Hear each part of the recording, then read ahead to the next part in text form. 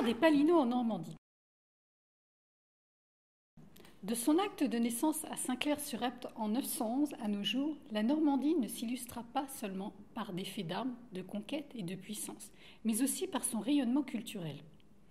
Afin de célébrer la fête aux Normands le 8 décembre, jour qui correspond aux célébrations en l'honneur de l'Immaculée Conception de la Vierge, nos lettrés du Moyen-Âge instituèrent un concours de poésie ou puits de Palinots. À Rouen dès le XIe siècle, puis Dieppe, puis enfin à Caen en 1527. Dès le XIe siècle, en Normandie, une confrérie, sorte d'association, fut créée pour organiser un concours dédié à la Vierge, sous forme poétique.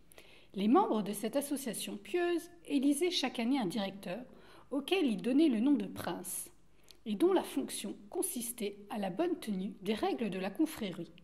Réunir ses membres pour choisir les meilleurs poètes lors du concours palinodique le 8 décembre.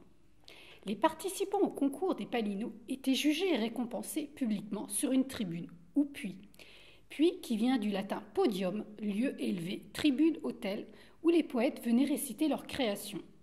En outre, le concours imposait la répétition du même vers à la fin de chaque strophe, d'où le mot palinot, qui vient du grec palinode, chant répété ou refrain. Ces deux mots, puits et palinot, finirent par désigner la confrérie elle-même. Des prix couronnaient la forme poétique, l'épigramme latine, le chant royal, la ballade, l'ode ou le rondeau. Le succès des Palinots doit beaucoup aux récompenses financières qui étaient octroyées. Ainsi, pour une épigramme latine, une couronne soit un écu d'or, une somme fort importante pour l'époque.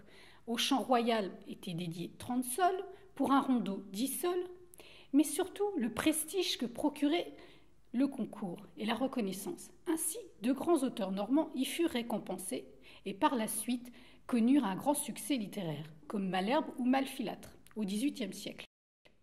Cependant, il est à noter que des trois frères Corneille qui concourirent, le plus célèbre d'entre eux, Pierre, auteur du Cid, ne fut jamais primé. Pire, il n'atteindra que la 8e place au concours.